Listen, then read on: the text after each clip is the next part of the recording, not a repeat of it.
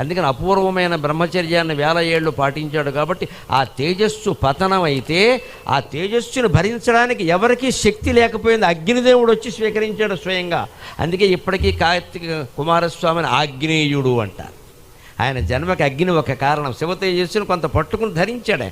ఆయన భరించలేక ఒళ్ళంతా కాలిపోతుంటే గంగా నదిలో వదిలేశాడు. అందుకే కుమారస్వామిని గాంగేయుడు అంటారు.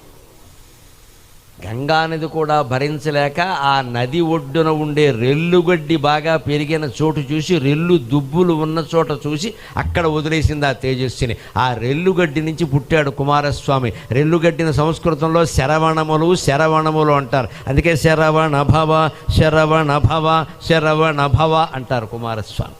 తమిళనాడులో హోటల్స్ అన్నీ శరవణ భవ అని ఉంటాయి. శరవణం అంటే రెల్లుగడ్డి స్తంభాలు. ఆ రెల్లుగడ్డికి ప్రత్యేకత ఉంది. అది మంత్రపోతమైన గడ్డి. అది దర్భ ఒకటి, రెల్లు ఒకటి, మామూలు కాదు.